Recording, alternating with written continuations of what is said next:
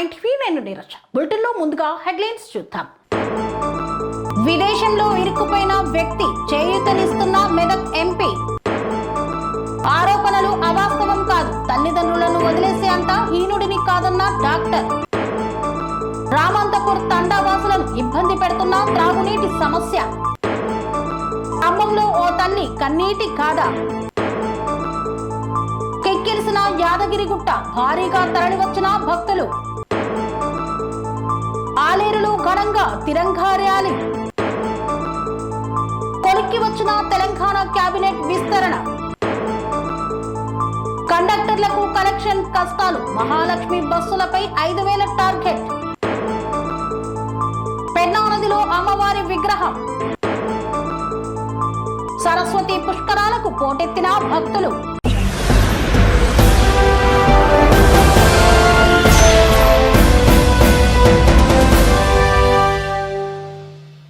పొట్టకూటి కోసం పొరుగు దేశం మలేషియా వెళ్లిన దుబ్బాక నియోజకవర్గం వ్యక్తి అక్కడ తప్పుడు కేసులు పెట్టి అరెస్టు చేశారు. ఈ విషయంపై స్పందించిన మెదక్ ఎంపీ.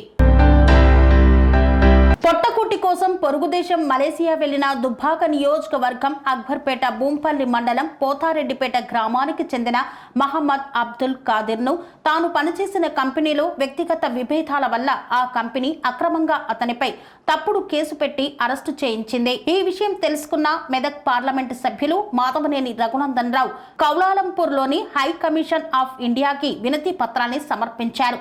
అతనిని వెంటనే విడుదల చేసి స్వదేశానికి పంపాలని కోరారు. తనపై వచ్చిన ఆరోపణలు అవాస్తవమంటూ నా పరువు ప్రతిష్టలకు భంగం కలిగించిన వారిపై చట్టపరమైన చర్యలు తీసుకుంటానన్నారు డాక్టర్ దశరథ. ఉన్నత స్థానంలో ఉన్న తన పరువు ప్రతిష్టలను భంగం కలిగించేందుకు కొందరు వ్యక్తులు ఉద్దేశపూర్వకంగా వ్యవహరిస్తున్నారని కోదాడ ప్రభుత్వ వైద్యశాల సూపరింటెండెంట్ డాక్టర్ దశరథ పేర్కొన్నారు. కోదాడ పట్టణంలోని పెరికా హాస్టల్ ఆవరణంలో ఆత్మకూర్ ఎస్ మండలం దుబ్బా తండ నుండి కనికరం లేని దశరథ కరుణించు అనే శీర్షికతో ఆదివారం ఓ పత్రికలో ప్రచురితమైన వార్తను ఖండిస్తూ కుటుంబ సభ్యులతో కలిసి విలేకరుల సమావేశంలో ఆవేదన వ్యక్తం చేశారు. తన తండ్రి తావూర్య సవితి తల్లి బుజ్జమ్మలను తాను అన్ని రకాలుగా చూసుకుంటున్నానని పేర్కొన్నారు. తన భావ లఖావత్ సైతా ఉన్న స్థానంలో ఉన్న తనపై ఈర్ష ద్వేషాలతో తల్లిదండ్రులతో ఈ ఆరోపణలు చేయించాడని పేర్కొన్నారు. నేను దుప్పతండాలో ఎవరి భూములు అమ్ముకోలేదని, తన కష్టార్జితంతో సంపాదించిన భూమిని మాత్రమే అమ్ముకున్నానని పేర్కొన్నారు. కుటుంబ సభ్యుల అభివృద్ధికి ఎంతో తోడ్పాటును అందించారన్నారు. అందరూ తల్లిదండ్రుల మాదిరిగానే తన పిల్లలను చదివించడం మూలంగానే డాక్టర్లు అయ్యారని, ఎవరికి అన్యాయం చేసి తాను ఉన్నత స్థాయికి ఎదగలేదన్నారు. ప్రస్తుతం తన తండ్రితో ఆరోపణలు చేయించిన తన పిన్ని బుజ్జమ్మ సొంత తల్లి కాదని, అయినా నేను ఏనాడు సవితి తల్లి అనే ఉద్దేశంతో చూడలేదని, కన్న తల్లి లాగే భావించానని ఆవేదన వ్యక్తం చేశారు.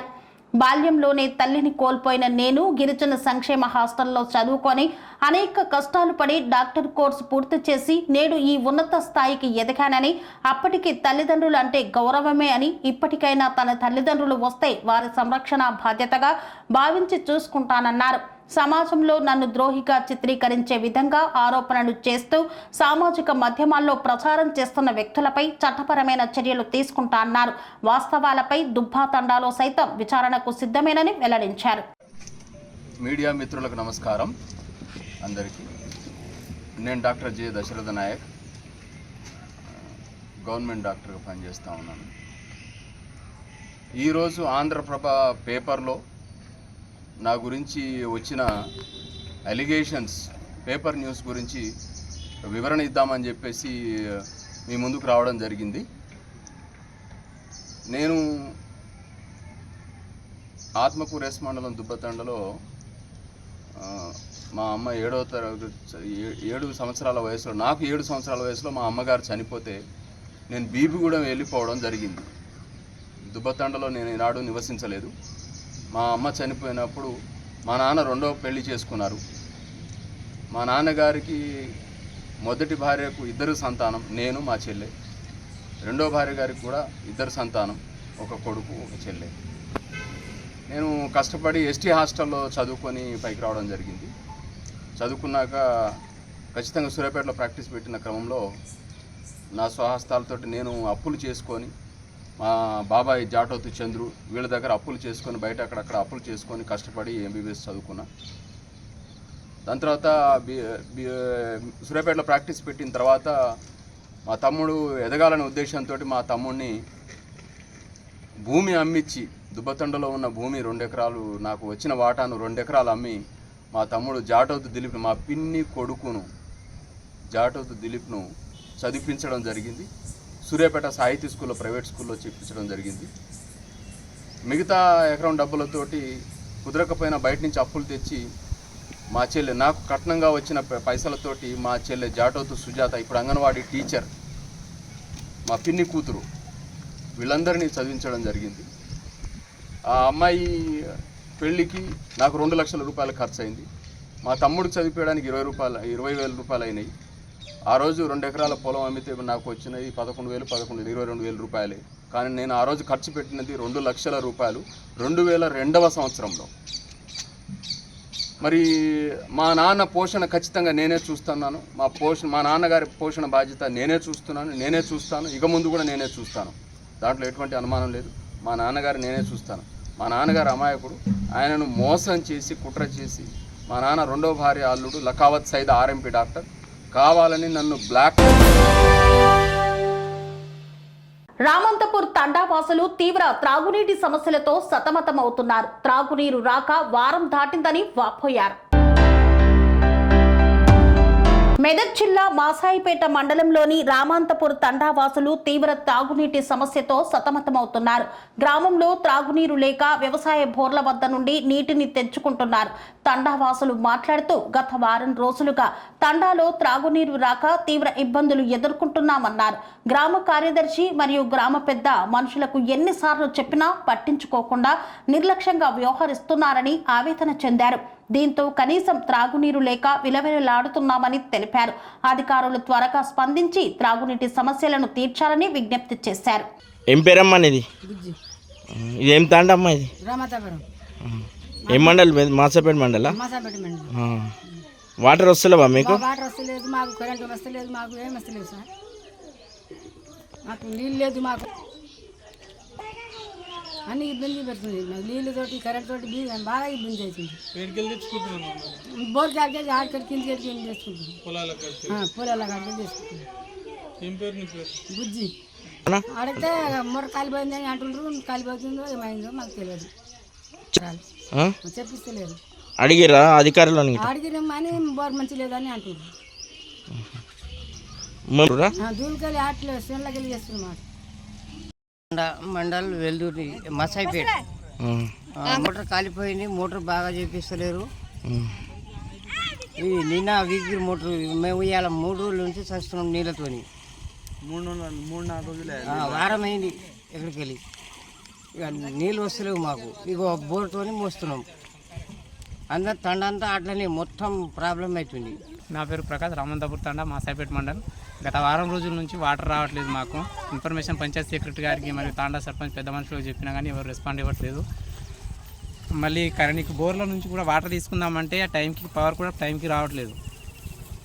ఏ టైంకి రావట్లేదు. మళ్ళీ సింగిల్ ఫేస్ కూడా ఎక్కడ ఉండే అది కూడా తీసేసారు. అది గత 5-6 సంవత్సరాల నుంచి ఆల్రెడీ సర్పంచ్ కూడా చెప్పాము, ఎంపీటీసీకి చెప్పాము, తాండా మన గ్రామ పంచాయత్ సెక్రటరీ కూడా చెప్పాము. అప్పటికైనా ఏం స్పందించట్లేదు. ఆ బోర్ అనేది తీసేసి అమ్మేస్తున్నారో మరి ఏమో తెలియదు కానీ మొత్తానికి వాటర్ అనేది సింగిల్ ఫేస్ మోటార్ ఉండే ఇక్కడ. ఇక ప్రభుత్వం ఇక మా రామంతపూర్ తాండా మీద చర్య తీసుకొని వాటర్ సప్లై చేయాలని కోరుకుంటున్నాం. ఆస్తి కోసం సొంత బంధువులే చిత్రహింసలకు గురి చేస్తున్న వైనం. ఆస్తి అంతా బెదిరించి రాయించుకొని ఇబ్బందులకు గురి చేస్తున్నారని వాపోయిన మహిళ. నా పేరు సంగిశెట్టి అరసూర్య. నా భర్త నారాయణ కాలం చేసి చాలా రోజులు అవుతుంది. నాకు ఒక్కగానొక్క కూతురు. తాను కూడా కాలం చేసిన తర్వాత నా చెల్లెలి మనమన్లు అయిన నవీన్, అతని సోదరుడు నన్ను చంపేస్తానని బెదిరించి లక్ష్మీపురంలో నా పేరు మీద ఉన్న భూమి రిజిస్ట్రేషన్ చేయించుకోవడానికి రిజిస్ట్రేషన్ ఆఫీస్కి తీసుకెళ్లాడు. అక్కడ నేను సంతకం పెట్టను అంటే నన్ను చంపుతా అని సంతకం చేయించుకున్నాడు. నా దగ్గర ఉన్న బంగారం డబ్బులు కూడా లాక్కున్నారు.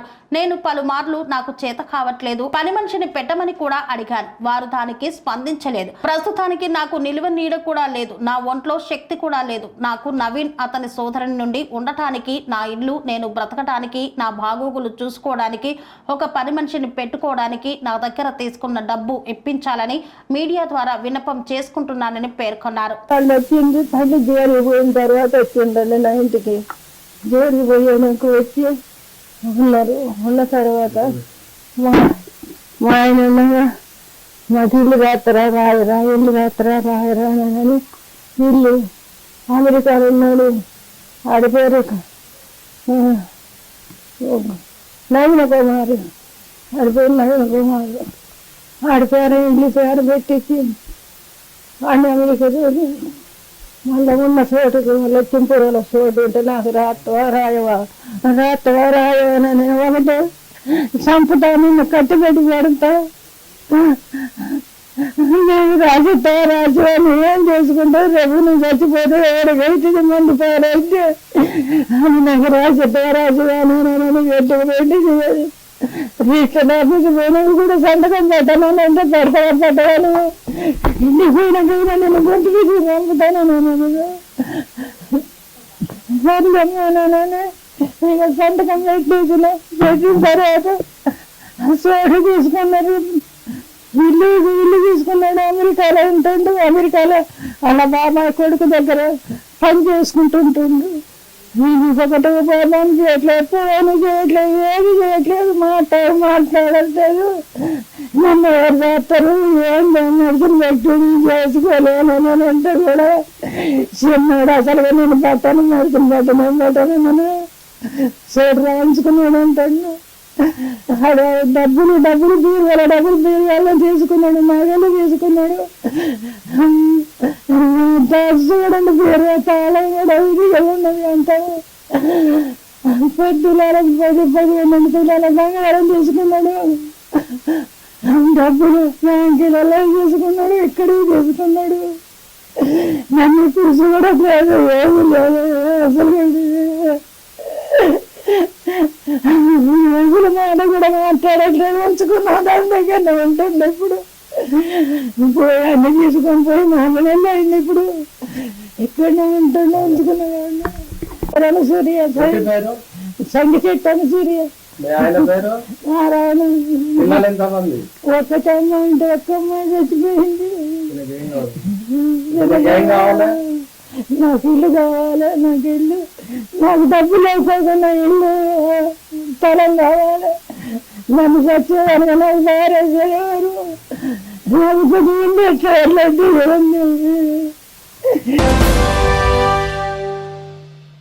తెలంగాణ ప్రసిద్ధ పుణ్యక్షేత్రమైన యాదగిరిగుట్ట ఆలయ సందర్శనకు భక్తులు అధిక సంఖ్యలో పోటెత్తారు. తెలంగాణలో ప్రసిద్ధ పుణ్యక్షేత్రమైన యాదగిరిగుట్ట ఆలయ సందర్శనకు భక్తులు అధిక సంఖ్యలో పోటెత్తారు.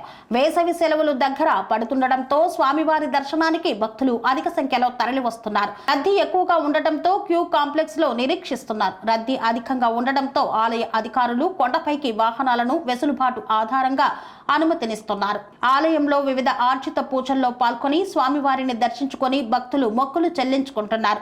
ఎలాంటి ఇబ్బందులు కలగకుండా అధికార యంత్రాంగం ప్రత్యేక ఏర్పాట్లను చేపడుతున్నారు. అపరిశుభ్రతపై ఈవో ఫైర్ అయ్యారు. ఆదివారం వేకువజాము నుండే ఆలయ ఈవో వెంకట్రావు ఆకస్మిక తనిఖీలను నిర్వహించారు. ఉదయం 4 గంటల నుండే దేవాలయంలో మాడవీధులు, ఆలయ పరిసర ప్రాంతాలను పరిశీలించారు. కొండపైన ఆలయ మాడవీధుల్లో అపరిశుభ్రంగా ఉండటంపై ఆయన సీరియస్ అయ్యారు. ప్రతిరోజు ఆలయం మూసివేసిన తర్వాత క్లీనింగ్ పనులు చేయించాలని కాంట్రాక్టర్, సూపర్వైజర్లను మందలించారు. పరిశుభ్రత పనులన్నీ ఉదయం 4:30 గంటల లోపు పూర్తి చేయించాలని అధికారులను ఆదేశించారు. స్వామివారి అభిషేకంలో పాల్గొన్న భక్తులతో మాట్లాడి వసతి ఏర్పాట్ల గురించి అడిగి తెలుసుకున్నారు.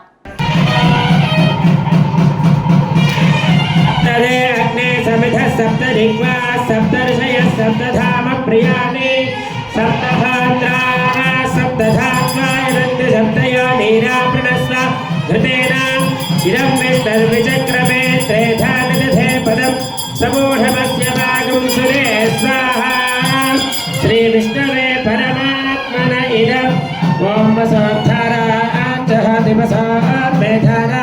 सदति वा एषा हूयते घृतस्य वा एनमेषा धारा पुष्पिल्लोके बिम्बमानोपतिष्ठता आज्येन जुहोति तेजो वा आज्यं तेजोपसार्धानां तेजसैवास्मै तेजोपरुन्धेध कामा वैव सार्धाना कामानेवावरुन्धे पूर्णाहुतिमुहूर्ताय मङ्गलं गुणसिद्धवे मङ्गलानां निवासाय गादान्द्रीशाय मङ्गलम् मङ्गलं चक्रराजाय महनीय गुणार्थे पद्मनाभगदान् भोज परिष्काराय मङ्गलं मङ्गलाशास्त्रपणैर्मदाचार्य पुरोगमैः सर्वैः स्वामी भगवान् की चक्रराज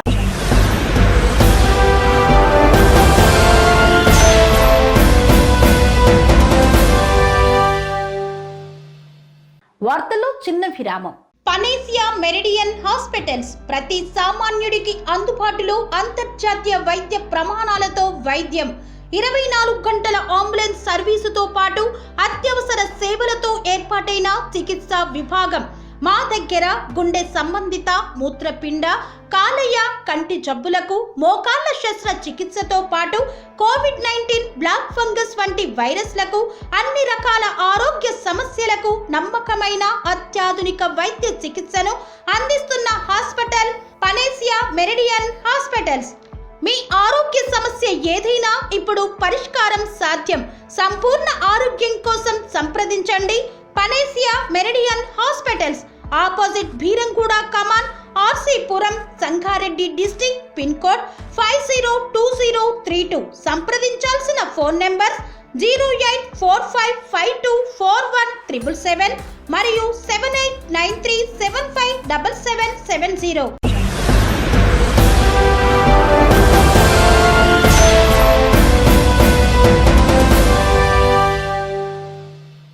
తిరిగి వార్తలకు స్వాగతం. ఆలేరు నియోజకవర్గ కేంద్రంలో త్రివిధ దళాలకు కృతజ్ఞతలు తెలుపుతూ జై భారత్ నినాదాలతో తిరంగా ర్యాలీని ఘనంగా నిర్వహించారు. ఆలేరు నియోజకవర్గ కేంద్రంలో ఆదివారం సాయంత్రం తిరంగా ర్యాలీని ఘనంగా నిర్వహించారు. స్థానిక వివేకానంద విగ్రహం నుండి తిరంగా ర్యాలీ ప్రారంభమై కనకదుర్గాదేవి దగ్గర వరకు యాత్ర ముగిసింది. ఆపరేషన్ సింధూర్ దిగ్విజయ యాత్ర శ్రీ శ్రీ సాయుధ దళాల సూచకంగా ఆలయం మీదుగా అంబేద్కర్ విగ్రహం వరకు చేరుకుంది. త్రివిధ దళాలకు కృతజ్ఞతలు అర్పిస్తూ జై భారత్ నినాదాల మధ్య ర్యాలీని చేపట్టారు. యువకులు, ప్రజలు, నాయకులు పెద్ద సంఖ్యలో ర్యాలీకి తరలివచ్చి పాల్గొన్నారు.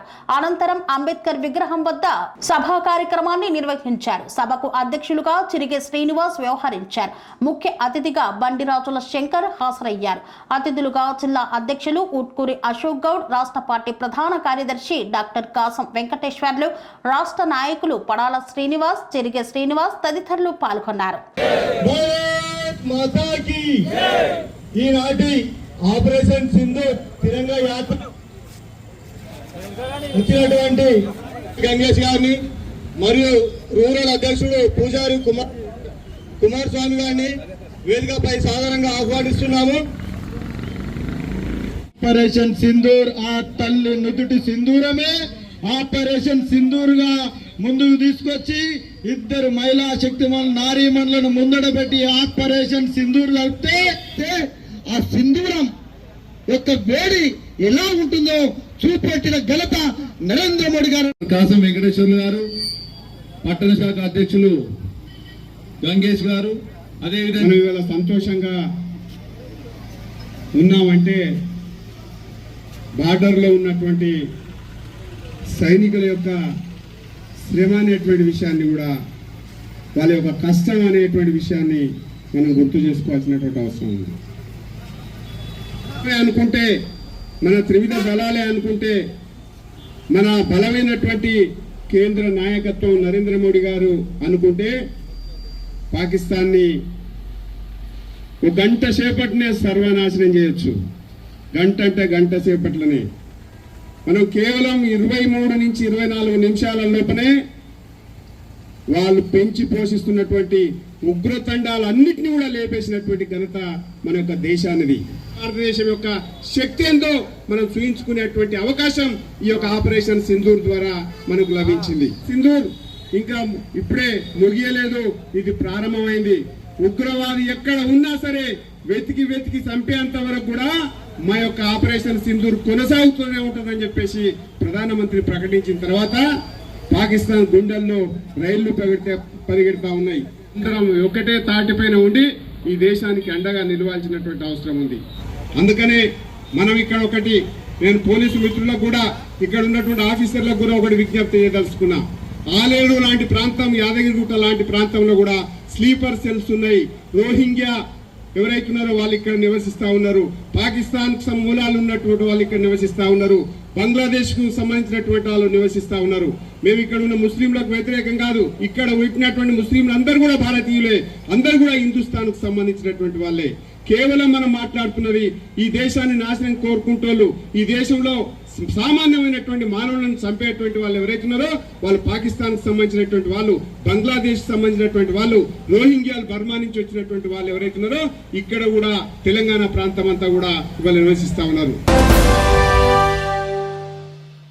తెలంగాణలో కాంగ్రెస్ అధికారంలోకి వచ్చి ఏడాదిన్నర కావస్తున్నా ఇప్పటికీ ఇంకా కేబినెట్ విస్తరణ చేయలేదు.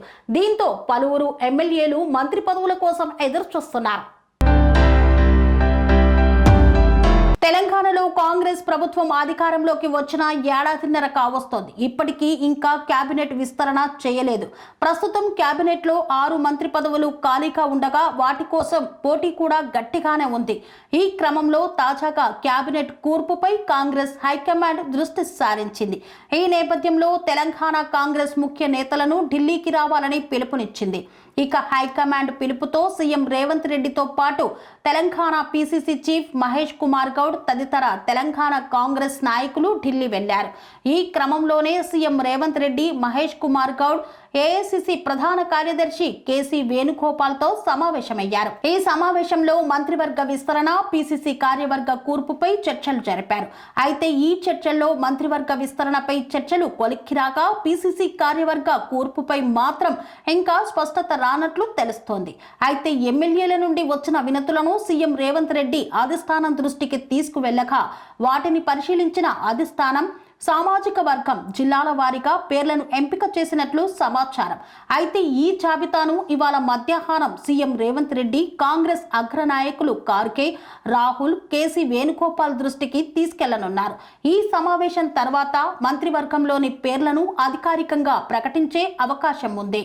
అయితే కేబినెట్ విస్తరణ కొలిక్కి వచ్చిన పీసీసీ కార్యవర్గంపై మాత్రం ఇంకా చర్చలు జరుగుతున్నట్లు సమాచారం. పీసీసీ కార్యవర్గ కూర్పులో సామాజిక సమీకరణాలకు కాంగ్రెస్ పెద్దపీట వేస్తున్నట్లు తెలుస్తోంది.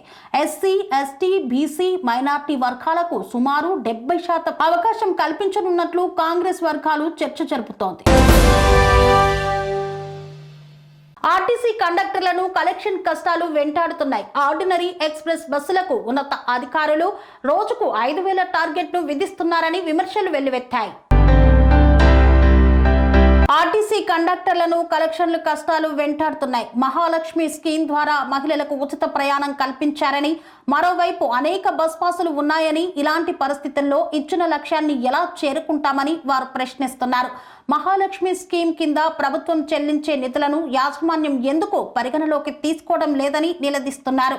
యాజమాన్యం సొంత నిర్ణయాలు తీసుకుంటూ సర్కారును ఆబాసుపాలు చేయడంతో పాటు కార్మికులకు మనశ్శాంతి లేకుండా చేస్తుందని విమర్శించారు. రాష్ట్ర వ్యాప్తంగా ఆర్టీసీ 9,500 బస్సులు ఉన్నాయి.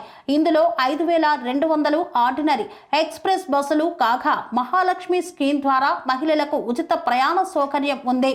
వీటి ద్వారా రోజుకు 25 లక్షల మంది ప్రయాణిస్తుంటే అందులో 11 లక్షలు మాత్రమే పురుషులు వివిధ మార్గాలకు ప్రయాణిస్తున్నట్లు ఆర్టీసీ గణాంకాలు చెబుతున్నాయి.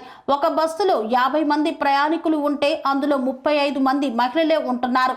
ప్రయాణిస్తున్న పురుషుల్లోనూ చాలా మంది వద్ద పాసులు ఉంటున్నాయి. దీంతో ఆర్టీసీ పెట్టిన కలెక్షన్ల లక్ష్యం ఎలా చేరుకోగలుగుతామని కండక్టర్లు ప్రశ్నిస్తున్నారు. ప్రస్తుతం హైదరాబాద్ నగరంలో తప్ప జిల్లాలో బస్సు కలెక్షన్స్ 2,500కు కూడా మించి రావడం లేదని తెలుస్తోంది.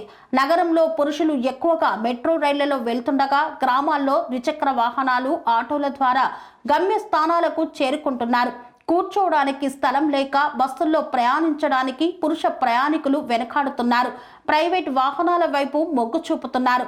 కండక్టర్లు తీసుకువచ్చే నగదుతో పాటు మహాలక్ష్మి స్కీమ్ కింద ప్రభుత్వం చెల్లించే నిధులను పరిగణలోకి తీసుకోవాలని ప్రభుత్వం చెప్పినా యాజమాన్యం పట్టించుకోవడం లేదు. ఒంటెద్దు పోకడలతో కండక్టర్లను ఇబ్బందులకు గురి చేస్తోంది.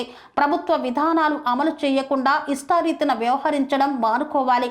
ఉద్యోగులను వేధిస్తే మరో ఉద్యమం తప్పదు అంటూ హెచ్చరిస్తున్నారు RTC JAC chairman Etala Venkanna. Jonnawada వద్ద పెన్నా నదిలో అమ్మవారి విగ్రహం బయటపడింది. పెన్నా నదిలో నీరు తగ్గడంతో అమ్మవారి విగ్రహం ఇసుకలో కనిపించింది. బుచ్చిరెడ్డిపాలెం మండలంలోని జొన్నవాడ వద్ద పెన్నా నదిలో అమ్మవారి విగ్రహం బయటపడింది. పెన్నా నదిలో నీరు తగ్గడంతో అమ్మవారి విగ్రహం ఇసుకలో కనిపించింది. కామాక్షి తాయి బ్రహ్మోత్సవాలకు వచ్చిన భక్తులు విగ్రహం వద్ద సెల్ఫీలు దిగి సామాజిక మాధ్యమాల్లో పెట్టడంతో విషయం వైరల్ గా మారింది. విగ్రహం ఎప్పటి నుండో అక్కడే ఉందని, కొందరు భక్తులు విగ్రహాన్ని నిలబెట్టడంతో పలువురు ఫోటోలు దిగారని మరికొంతమంది స్థానికులు తెలుపుతున్నారు. కాళేశ్వరంలో సరస్వతి పుష్కరాలకు భక్తులు పోటెత్తారు. పుణ్య స్నానాలు చేసి మొక్కులు చెల్లించుకున్నారు. గవర్నర్ జిష్ణుదేవ్ వర్మ దంపతులు పుష్కరాలకు విచ్చేశారు. జయశంకర్ భూపాలపల్లి జిల్లాలోని కాళేశ్వరంలో సరస్వతి పుష్కరాలకు భక్తులు పోటెత్తారు. ఆదివారం సెలవు దినం కావడంతో పెద్ద సంఖ్యలో తరలివచ్చారు. పుణ్య స్నానాలు చేసి మొక్కులు చెల్లించుకున్నారు. గవర్నర్ జిష్ణుదేవ్ వర్మ దంపతులు పుష్కరాలకు విచ్చేశారు.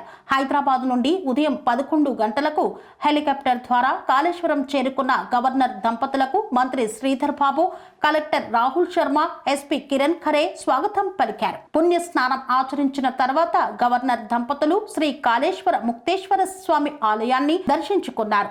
ఆలయం వద్ద వారికి వరిపట్టం, పూర్ణకుంభం, మంగళ వాయిద్యాలతో అర్చకులు, దేవాదాయ శాఖ డైరెక్టర్ వెంకట్రావు స్వాగతం పలికారు. స్వామివారికి ప్రత్యేక పూజలు నిర్వహించిన గవర్నర్ దంపతులకు పూజారులు ఆశీర్వచనం అందించి శ్వేత వస్త్రం, ప్రసాదం, అమ్మవారి జ్ఞాపికను బహుకరించారు.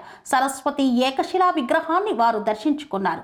కాగా మంత్రి సీతక్క, పెద్దపల్లి ఎంపీ వంశీకృష్ణ పుష్కరాల్లో పుణ్యస్నానం చేసి కాళేశ్వర ముక్తేశ్వర స్వామిని దర్శించుకున్నారు. సరస్వతి పుష్కరాలకు హాజరవుతున్న భక్తులతో కాళేశ్వరం కిటకిటలాడుతోంది. భారీగా భక్తులు త్రివేణి సంగమంలో పుణ్యస్నానాలు ఆచరిస్తున్నారు. ఉత్తర దిన ఉన్న ప్రయాగరాజ్ వద్ద మాత్రమే సరస్వతి పుష్కరాలు జరిగేవి. ఆ సాంప్రదాయాన్ని రాష్ట్ర ప్రభుత్వం ఈ ఏడాది కాళేశ్వరంలో ప్రారంభించింది. దేశ నలుమూలల నుండి భక్తులు పెద్ద సంఖ్యలో కాళేశ్వరం చేరుకుంటున్నారు. త్రివేణి సంగమానికి చీరే సారే సమర్పించి సైకతలింగాలకు పూజలు చేస్తున్నారు. పూర్వీకులను స్మరించుకుంటూ పితృదేవతలకు పిండ ప్రదానం చేస్తున్నారు. సోమవారంతో సరస్వతి పుష్కరాలు ముగియనున్నందున భక్తుల సంఖ్య మరింతగా పెరుగుతోంది. దీంతో ఆదివారం కూడా కాళేశ్వరంలో ట్రాఫిక్ జామ్ యథావిధిగా కొనసాగింది. 3 వైపులా వెహికల్స్ ఎక్కడికక్కడే ఆగిపోయాయి.